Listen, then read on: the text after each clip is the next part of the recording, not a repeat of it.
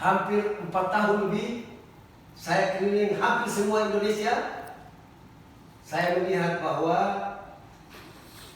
di era Pak Jokowi semua kasus itu muncul dengan sendirinya. Bukan karena kesalahan Bapak Jokowi, tetapi karena ada satu istilah bahwa muncul ini merupakan satu, saya sebut the top of iceberg, puncak gunung es. Dia muncul, orang pikir 1, 2, 3, 4, 5 saja, tetapi setelah dilihat merata satu Indonesia yang mengalami hal yang sama. Pertanyaannya sekarang, siapa yang bertanggung jawab atas ini semua? Kalau kita mau kasih tahu kepada pemerintah, saya juga tidak mau. Karena saya mendukung Pak Jokowi dari pertama, tidak ada. Tetapi kalau kita mau berikan tanggung jawab itu kepada para menteri atau pembantu-pembantunya, boleh. Karena mereka yang strict, mereka yang terjun langsung untuk melihat itu. Tapi apa yang kita lihat? Seandainya saya minta saudara Menteri ATR BPN, saudara bertanggung jawab atas semua teknologi ini, apakah saya adil bertanya begitu atau tidak? Saya juga tidak tahu. Silahkan rakyat yang akan menilai. Tapi intinya adalah bahwa dimanapun saya pergi, selalu rakyat itu menderita. Dan mereka tidak ada yang tidak bisa mengadu kepada siapa-siapa. ATR BPN itu seperti koloni-koloni zaman dulu. Susah sekali, untouchable. Sehingga saya makin membuat saya semangat untuk berusaha. Bagaimana caranya supaya bangsa ini keluar dari kemelut ini. Muncullah FKMTI, Forum Kawan Mafia Tanah. Pak Budi, Pak Agus dengan teman-teman. Saya merasa bahwa Tuhan, di saat saya lagi berjuang seperti ini, suatu organisasi yang luar biasa muncul dengan data-data yang valid, reliable, dan adekuat. Semua korban tanah boleh datang mengadu nasibnya di FKMTI. Sekarang timbul pertanyaan besar buat saya. Bagaimana untuk keluar dari malapetaka besar ini? Saya anggap malapetaka karena apa? Hak paling mendasar manusia adalah dia punya tanah supaya dia bisa hidup. Untuk jadi suatu negara ada eksistensinya harus ada tanah secara geografis. Lalu gimana rakyat Indonesia menderita sendiri di negaranya? Itu Pak Budi lebih tahu. FKMT punya data lengkap. Data yang saya dapat terakhir hanya 7% tanah dimiliki oleh rakyat Indonesia. Dan ini sangat mengenaskan. Baik, kita tidak sampai ke sana, tapi yang jelas adalah bahwa saya kasih contoh saja. Setiap saya keliling dalam pembangunan tol, ganti rugi tanah tidak pernah sampai kepada yang berhak. Kalau toh ada itu berapa? Sekarang saya kita tanya, siapa yang tanggung jawab di sini? Saya bisa bilang, Menteri PUPR, Anda bertanggung jawab. Menteri ATR BPN, Anda bertanggung jawab. Menteri BUMN, Erick Thohir, Anda turut bertanggung jawab. Karena BUMN, banyak BUMN melaksanakan tugas itu. Waskita Karya, Wijaya Karya, Utama Karya yang melakukan pekerjaan itu banyak menyusahkan rakyat. Subkontraktor, vendor tidak pernah dibayar. Negara model apa ini? Kalau saya bisa ambil satu kesimpulan sementara, kita menuju di status negara gagal ini. Bagaimana rakyat itu semua menderita di satu pihak? Bapak Jokowi sangat mencintai rakyat dan rakyat sangat mencintai Jokowi. Apakah ini ada alasan unsur-unsur yang mencoba untuk melemahkan Bapak Jokowi? Mari kita analisis itu. Dan saya menduga ada orang-orang atau pembantu-pembantunya yang tidak setia membela NKRI melalui dukungannya kepada Bapak Jokowi. Saya ini bukan siapa-siapa. 4 tahun tanpa satu peser pun dari negara ini. Saya marah. Saya melakukan tugas besar yang harusnya dilakukan oleh pejabat negara ini. Tetapi saya tidak menyerah.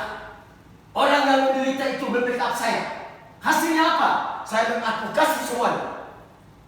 Tetapi mereka juga ingin supaya ada realisasi. Saya pejabat, tapi saya tidak bukan pejabat.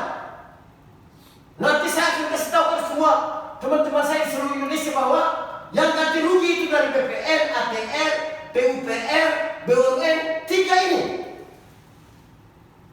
Makanya di video saya kemarin yang tanpa saya buat itu, saya minta supaya Presiden nilai kinerja 3 kementerian ini. Bagaimana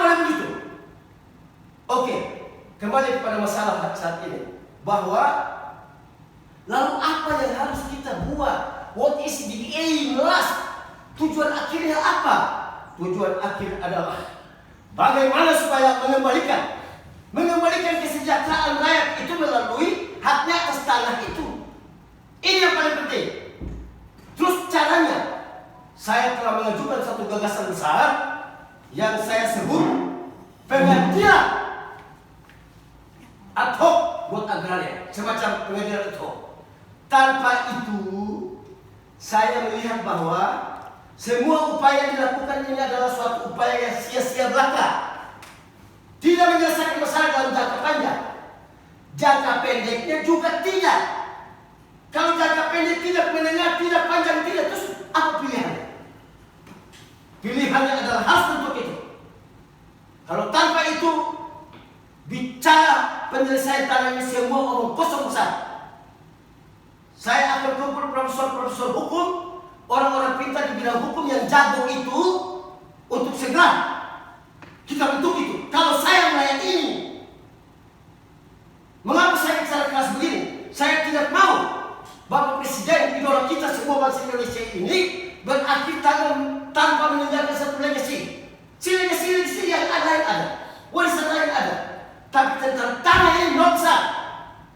Beliau sudah berusaha bahwa tanah-tanah yang dirampas oleh perusahaan swasta maupun BUMN harus dikembalikan. Kemarin lagi instruksi yang jelas, siapapun juga yang jadi mafia tanah ditangkap, siapapun juga. Dan Bapak Kapolri, Pak Sigit pun juga sudah bayar saya bahwa sekarang di Kepolisian Khusus Mabes Polri sudah ada Satgas Mafia Tanah yang diketuai oleh Kabar Eskrim Komjen Agus Andrianto.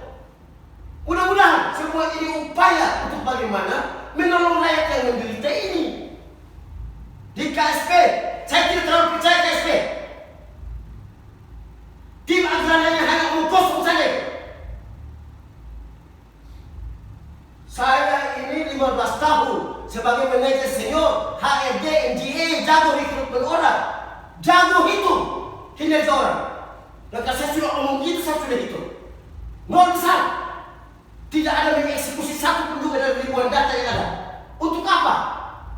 Untuk apa sekarang? Oleh karena itu saya harus bicara lantang bahwa tidak cukup hanya bentuk tim agraria di kantor staf presiden. Tidak. Mudah-mudahan yang dibentuk oleh Kapolri sesuai yang apa yang beliau sampaikan kepada saya melalui WA, saya doakan itu bisa jalan dengan baik. Karena ini baru mulai start. Dan juga yang dilakukan oleh PFKMTI dan bahkan gagasan besar untuk membentuk pengadilan agraria ini. Kalau tanpa itu, saya mau uji ahli-ahli di Republik ini yang seperti Tuhan saya kalian. Tidak ada yang bisa sulap begitu. Harus kita berupaya keras. Dan jalan yang menurut saya itu jalannya. Bentuk pengadilan agraria. Mudah-mudahan FKMTI ini merupakan resource person yang menyumbang semua data valid kepada pengadilan ini dan dia putuskan dengan seadil-adilnya. Kita bisa rekrut manusia-manusia benar di Republik ini. Saya teringat satu adagium, mohon maaf Bapak. Ini adagium perlu untuk dalam rangka nation karakter building. It is wise to be important, but it is more important to be wise. Itu yang dibutuhkan buat Republik ini. Kalau Anda hanya bilang jadi pintar, lalu ada jadi orang pintar yang tidak benar, negara ini tidak butuhkan. Lebih baik ada jadi orang pintar tapi sekaligus bijak, atau kurang pintar tapi bijak. Negara butuh orang-orang seperti begitu. Oleh karena itu, mohon maaf, para pembantu Presiden Jokowi yang tidak benar, perbaikilah diri kalian. Saya hanya relawan, tapi relawan pertama yang sangat sayang dengan Bapak Jokowi, tegak lurus bela beliau sampai saat ini. Ini juga cermin dari dukungan saya buat Bapak Jokowi. Saya bela beliau dan negara Republik Indonesia ini sampai 2024. Mudah-mudahan beliau berakhir dengan meninggalkan legasi yang besar buat Republik ini. Begitu Bapak. Oke. Bisa dijelaskan nggak Pak? yang sudah diadvokasi, yang sudah diperjuangkan kemudian sampai ke istana. Ya. Oke, Islam. Jadi satu Sumatera saya keliling. Yang paling parah adalah saya lihat di Sumatera Utara. Mafia tanah terlalu banyak di sana. Dan saya datang di semua sudut, keliling semuanya, saya orang diri. Karena saya percaya Tuhan, saya datang membela rakyat kecil, mereka dukung saya, itulah kekuatan saya. Contoh, bagaimana boleh ada HGU buat satu perusahaan swasta yang hanya contoh yang di Labuhan Batu. Dia punya tanah 3.500 hektar. Perusahaan apa? Ada perusahaan asing dari Belgia. Saya agak lupa dia, tapi 3.500 hektar. Padahal HGU-nya hanya 2.200.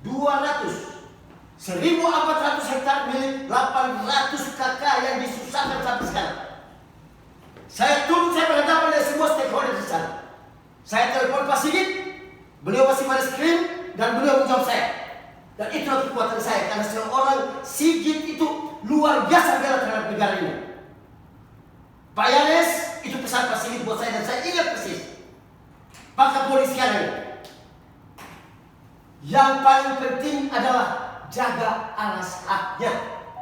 Dan itu sebagai satu firman yang saya dengar untuk menyelesaikan semua kasus tanah. Alas hak, alas hak, alas hak.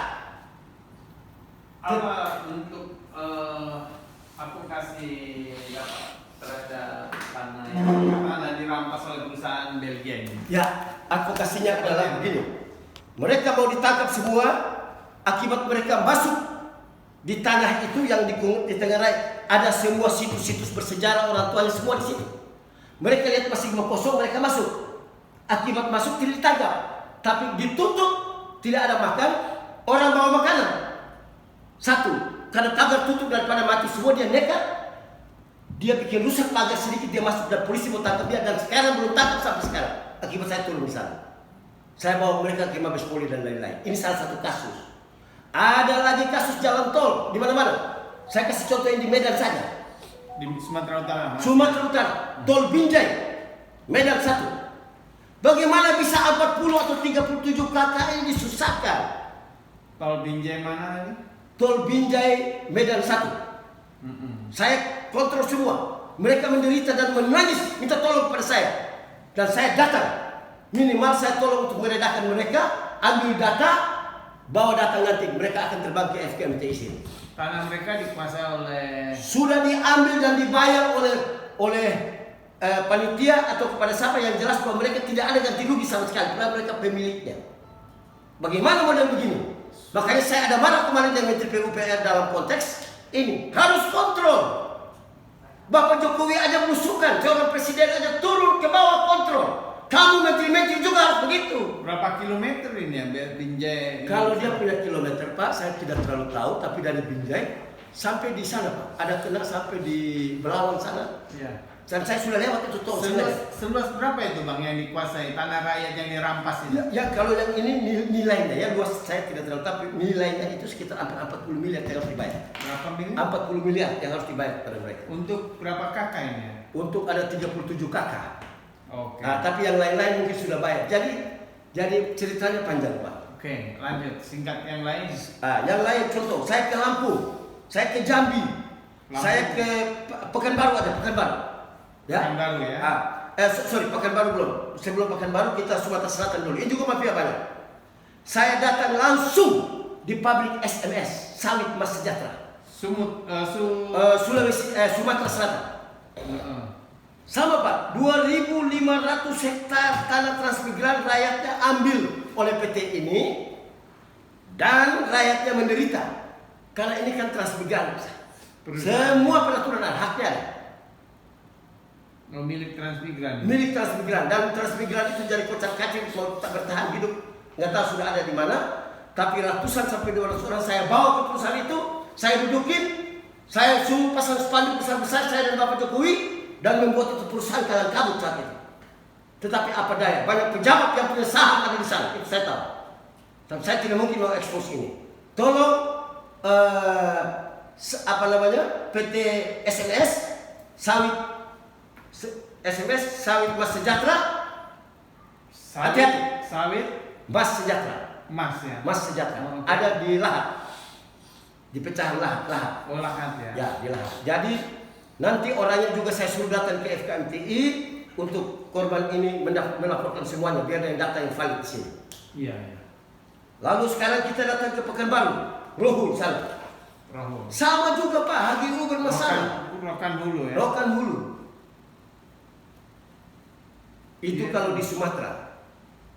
Nah, ada Sumatera supaya dia berimbang. Sekarang yang di Kalimantan, Balikpapan misalnya. Balikpapan. Nah, saya 3 kali ke sana. Itu Apa? pembangunan tol Balikpapan Samarinda yang melalui Desa Merdeka.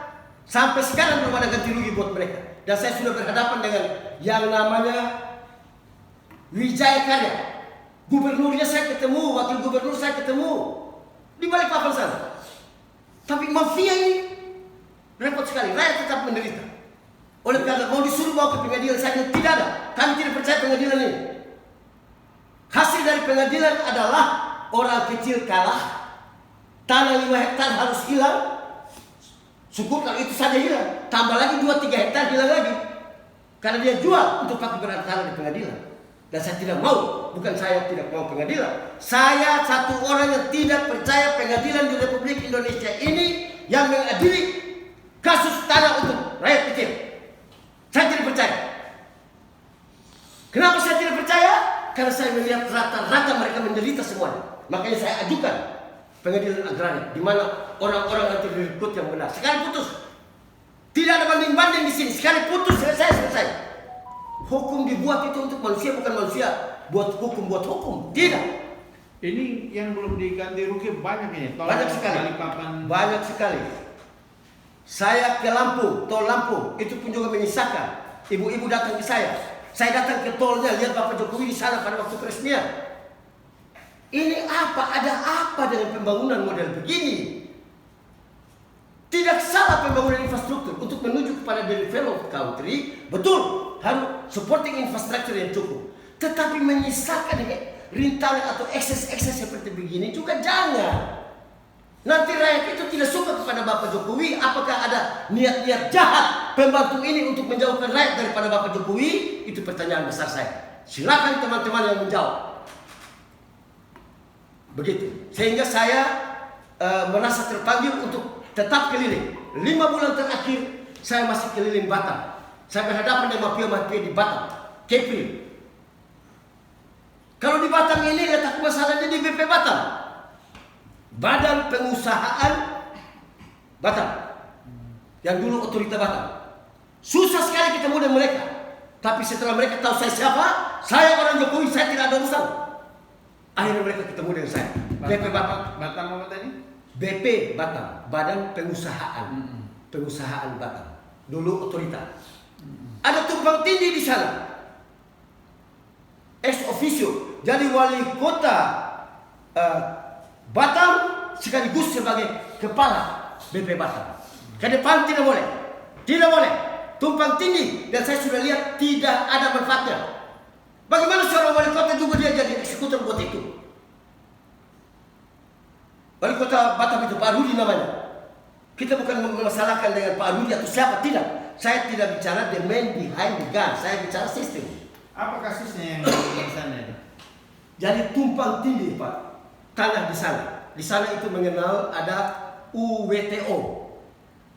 Uang wajib tahunan otorita. Beda dengan Indonesia yang keseluruhan lain. Ada HGU juga, ada PBB, ada 32 kampung adat. Kampung adat ini mirip ya di Jawa lah, itu tanah adat dan lain-lain itu. Tetapi sertifikatnya aja belum urus. Dan ini masalah besar. Bagaimana otorita dari zaman Presiden Habibie sampai dan sekarang untuk modelnya begitu. Dan ke depan mudah-mudahan Undang-Undang Omnibus Law ini bisa banyak membantu ya dalam konteks yang satu ini. Yang jelas bahwa siapapun juga yang ada di Batam, di BP Batam, dia harus rubah gayanya setelah saya datang lihat di sana. Kalau tidak, saya akan datang terus untuk sebagai kontrol buat dia. Bagaimana orang sudah bayar itu UWTO 1 tahun belum bayar, tahu-tahu dia pilih kasih orang lain dan itu tumpang tindih, orang berantem, konflik. Habis lebaran ini saya ada selesaikan konflik besar di Tanjung Pinang, Kepri. Para intelijen sudah kasih tahu saya dan saya akan turun di sana untuk selesaikan itu. Akan terjadi pertumpahan darah di sana dan saya datang seorang diri untuk menyelesaikan konflik itu. Bagaimana satu pulau itu hampir dimiliki oleh satu orang? Atau kasus-kasus yang ada di Sangihe sana, semua tanah mau diambil oleh pengusaha, jadi tambang atau apa? Tidak bisa. Nah, ini ada apa? Ada apa di periode kedua Bapak Jokowi seperti ini? Sehingga saya harus bicara keras seperti ini. Mengapa saya bicara keras seperti ini?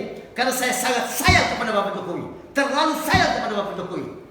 Setelah kita kehilangan pemimpin yang kita jadi teladan di Republik, muncullah beliau. Dan beliau ini mau dihabisin oleh pembantu-pembantu yang kerja tidak benar. Saya akan lawan kalian. Saya bukan siapa-siapa. Harus seorang sampah masyarakat, seorang rakyat kecil, seorang keset yang diinjak-injak. Tapi saya akan fight lawan siapapun juga yang membahayakan Bapak Jokowi. Sehingga Bapak Jokowi jadi susah. Sehingga Bapak Jokowi jadi dibenci rakyat.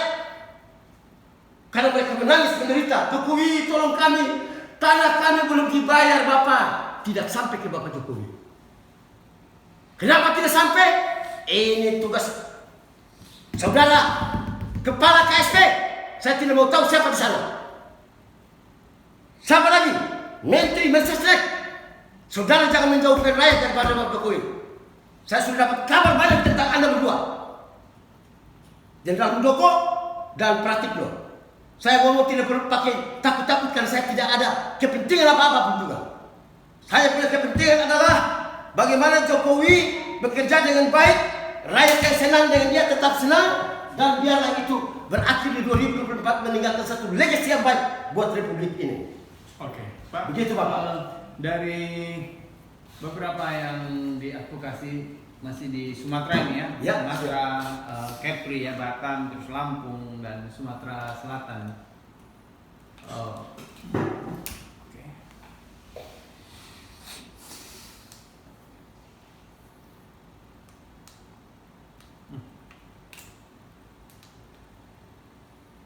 Oke, di sini aja. Ya. Beberapa lahan yang ada di situ, kasus mana yang agak sedikit krusial? Paling krusial, paling nggak di Sumatera tadi? Oh, khusus Sumatera saja? Ya enggak, sementara mana advokasi yang paling krusial? Yang paling krusial itu kalau kan tadi Kalimantan juga, ya, Kalimantan, Balikpapan, Samarinda. Sebenarnya begini, ada lagi satu kasus besar saya anggap krusial, tapi ini bukan ini menyangkut kehutanan juga. Oke. Bapak, satu desa di Balikpapan, di Kutai khususnya. Kutai mana nih? Kutai Timur atau Barat? Kutai Induk. Jadi itu namanya Desa Merdeka. Ini sudah jadi kecamatan, ada 7 kelurahan, semua kantor ada, pemerintahan ada, rumah-rumah banyak semua. Dia masih disebut Tahura, Taman Hutan Raya. Dan saya sudah datang di sana, kumpul ratusan ribu orang. Kenapa saya bilang ratusan ribu orang? Kan satu orang itu bisa bawa 10 orang dan itu ribuan orang hadir di situ pada waktu kampanye Bapak Jokowi. Dan saya datang di sana untuk menampung aspirasi mereka. Ya di samping memang ada keuntungan politis bahwa mereka pilih Bapak Jokowi semua dan memang mereka orang Jokowi ya. Nah saya minta kasus ini saya anggap paling besar. Mengapa? Memalukan. Bagaimana seorang Kementerian Kehutanan, BPN, membiarkan saja predikat Tahura ini. Sedangkan gedung-gedung mau diganti dengan berapa ratus triliun. Sudah jadi satu ibu kota besar itu. Rumah-rumah megah semua, kantor semua. Tapi status tidak tersentuh. Tahura sampai sekarang. Tahura itu di Bukit Soeharto ya? Di Bukit Soeharto, saya keliling itu Pak. Tahu saya. Coba Bapak bisa Itu bayar. kan sekitar 130 kilo kan? Iya. Antara membelah kota Balikpapan Ya, Samarinda. ya. Itu Tahura. Itu yang paling krusial karena Kabupatennya Kabupaten Kutai Barat itu. oh namanya Kutai Barat Pak ya, Iya. baik. Tanah itu Merdeka. masuk di situ. Tanah Merdeka. Ya. Artinya tanah desa Merdeka ini Ya. krusialnya Sekarang di kecamatan Anak Merdeka. Ini satu kecamatan ini 7 kelurahan. krusialnya di mana mereka? Krusialnya itu kan mereka setiap saat itu bisa bikin kacau Pak, karena setiap saat katanya mau diusir, mau ditanam, mau diambil dan lain-lain. Ini kan isunya karena bukan milik mereka. Karena Tetapi mereka- rumah dibangun semua. Mereka karena tinggal di dalam satu Hutan. Lindung. Tahu taman hutan raya. Saya tahu itu. Iya. Bukit Soeharto itu. Bukit Soeharto. Paling bagus itu hutan. Saya sudah ketemu dengan di sana ada semacam riset. Saya 2 kali masuk ke sana. Iya, yang orang hutan itu loh Pak. Iya, iya. Dan komandannya dokter muda dari sana sudah paling hormat saya sekali saya. Hutannya paling bagus memang. Kalau menurut saya itu yang paling krusial. Tetapi kalau krusial yang akan berbahaya betul-betul bentrokan itu Pak, Kalau itu saya dalam hal penderitaan mereka itu paling menderita. dibanding Sumatera Utara atau Palembang. Mereka yang paling menderita. Itu. Dia sudah membangun dan tiap hari isu itu mau diambil terus, mau diambil. Sehingga saya datang menerangkan mereka tetap belum ada perbuatan Menarik apa. cerita ini, saya pengen itu. Mereka menderita Pak. Kalau penderitaan ini besar skalanya ya Pak. Kalau penderitaan jalan-jalan tol ini yang kelas-kelas 50 miliar ke bawah, kalau pemerintah sudah bayar penderitaan mereka juga selesai. Tetapi kalau ini berkelanjutan penderitaannya Pak, sudah membangun ada ancaman bahwa bisa diambil setiap saat, taburah. Jadi mereka dianggap binatang di sana. Ya, taman hutan raya. Di sana itu ada simpian. Saya lihat orang hutan, saya keliling semua. Saya ke Samarinda, keliling semua. Bahkan saya bertemu Bapak Jokowi 2 kali di sana. 2 kali. Di Pantai Mangga saya bertemu Bapak Jokowi dan pas komandan besar, pas Pampres, Pak Jokowi panggil saya kalau lihat saya, Pak Yanes langsung di belakang saya. Pas Pampres di sini, saya di sini artinya. Ini bahwa ke sana saya nanti. itu bahwa. Saya tahu tempatnya. Iya, jadi tetapi kalau Bapak mau paling apa di Medan Binjai itu Pak, Oh. itu kasihan sekali. Mereka sengsara sekali Pak. Sudah Ini- ada mati beberapa itu. Binjai Medan 1 ini. Binjai Ya? Medan 1 terlalu sengsara Pak. Karena dirampas tanahnya, sampai saya sudah ketemu kepala BPN-nya sakit langsung. Yang 37 kakak ini. 37 kakak itu. Medan Binjai ini mereka sudah berupaya dengan segala macam cara. Tetapi selalu BPN menyuruh mereka. Ini saya bicara BPN provinsi. Siapa Pak Yohanes yang hubungi kalau kayak begitu Pak? Ada panitia, ada mereka punya panitia di sana. Mereka ini yang bukan saya hubungi. Saya tidak pernah datang minta tolong. Mereka semua minta tolong saya. Artinya ada kenalan dong. di sana. Ada, iya saya. Bisa dihubungi. Saya organisasi satu Indonesia. Ya, ini Pak Yohanes punya orang di sana. Ada orang di sana. Bisa Betul. dihubungi. Setiap saat. Paling enggak 37 kakak ini bisa 1-2 orang bisa ditelepon. Iya, akan ada di sini. Bahkan telepon sekarang mereka akan senang sekali. Oh, nanti. Ya, nanti Cerita ya. dulu. Ya, Nah, ini jadi intinya yang itu, Pak. Binjai ini ya. Binjai itu yang harus ditolong segera. Di samping kalau HGU itu kan banyak. Kalau kasus tol ini yang saya lihat sangat sengsara itu Binjai. Mama-mama tua itu datang di saya menangis. Sudah nggak tahu. Tidak mungkin Bapak Jokowi yang baik itu menyengsarakan kita. Saya pun hampir ikut menangis.